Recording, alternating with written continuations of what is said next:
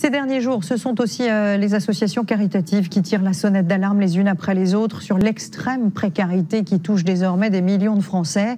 À Marseille, vous allez le voir, l'une d'elles a décidé d'occuper un ancien restaurant pour organiser une distribution de repas.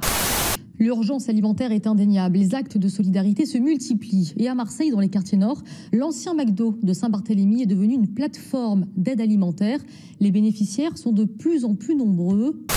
Le député des Bouches-du-Rhône, Jean-Luc Mélenchon, s'est joint à son homologue La République En Marche, Saïd Hamada, pour assurer, ensemble, leur soutien aux bénévoles de la plateforme solidaire, remplaçant l'ancien restaurant McDonald's de Saint-Barthélemy. On appelle à une prise de conscience sur l'intensité, la profondeur et les dévastations de la pauvreté extrême de masse dans le pays, avec des situations qui sont inacceptables, sur une situation de famine. On a faim dans notre pays. Face à la presse, Jean-Luc Mélenchon justifie ce point d'accord quelque peu surprenant. On n'est pas d'accord sur la politique nationale, mais pour défendre cette affaire, on est deux. Le député de la 7e circonscription, Saïd Hamada, rajoutera « Le projet du McDo est là pour avoir le maximum de soutien. C'est le projet des habitants. Et je serai le plus heureux du monde si ça arrive au bout. »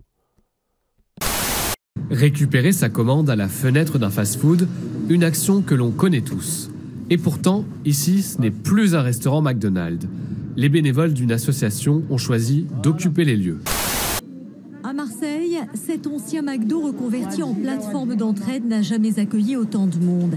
Depuis le nouveau confinement, ce sont en moyenne, chaque semaine, 1000 familles des quartiers qui viennent chercher des colis alimentaires.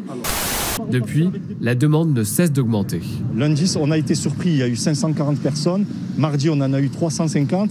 Donc maintenant, c'est en plusieurs centaines de personnes par jour. Une distribution de nourriture devenue indispensable à Marseille. C'est difficile, mais je vais voir si j'ai le droit. Si j'ai pas le droit, j'ai une petite retraite. Voilà. On n'arrive même pas à s'en sortir avec des enfants. Alors eux, ils sont là, ils sont gentils. Ils font tout pour nous aider. Ils font tout le nécessaire pour nous aider. Je ramasse le manger à la poubelle. À la poubelle pour que je porte le manger à mes enfants. Allez, pain à surgeler, les œufs, le pain. À l'intérieur, le rythme et l'ambiance d'un fast-food sont toujours présents.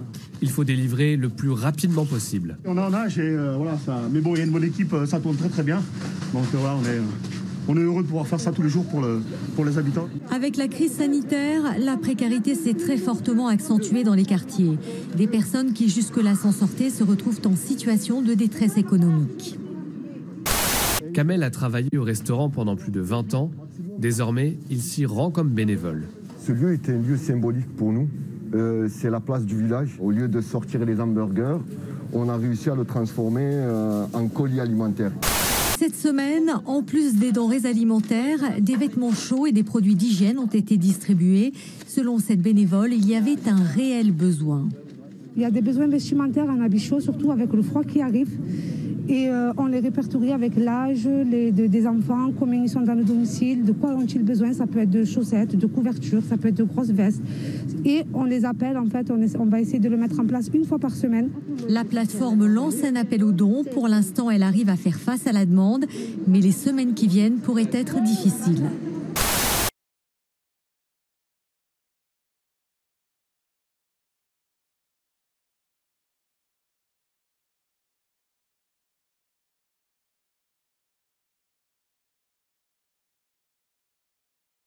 Je considère ces deux sociétés aussi importantes que McDo, qui a d'ailleurs bénéficié d'aides financières au moment des travaux de la LE2, peut faire l'effort dans ce secteur du secteur nord de la ville de maintenir l'activité et l'emploi pour des gens qui sont là dans cette entreprise depuis très longtemps et qui ont donné effectivement suffisamment à l'entreprise pour qu'on le leur rende.